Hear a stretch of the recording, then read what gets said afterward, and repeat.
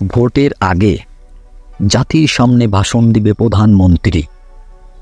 আগামী 7 জানুয়ারি দ্বাদশ জাতীয় সংসদ নির্বাচনে জাতির উদ্দেশ্যে ভাষণ দিতে আসছেন প্রধানমন্ত্রী শেখ হাসিনা।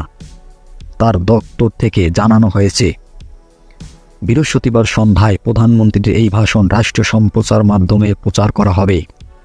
প্রধানমন্ত্রী সাধারণত সরকারের বর্ষপূর্তি, নববর্ষ বা বিশেষ বিশেষ সময় জাতির উদ্দেশ্যে ভাষণ দেন।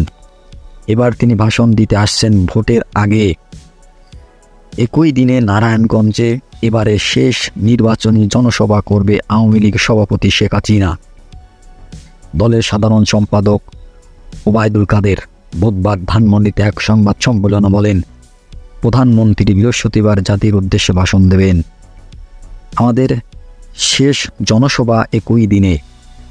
ঘোষিত তফসিল অনুযায়ী নির্বাচনী প্রচার শেষ হচ্ছে শুক্রবার সকাল 8টায়। এর মধ্যে সিলেট, রংপুর, বরিশাল, গোপালগঞ্জ, ফরিদপুর জনসভায় অংশ নিয়ে উন্নয়নের ধারা অব্যাহত রাখতে দেশের মানুষের কাছে নৌকায় ভোট চেয়েছেন শেখ হাসিনা। এছাড়া দেশের বিভিন্ন জেলায় নির্বাচনী জনসভায় ভার্চুয়ালি অংশ নিয়েছেন তিনি।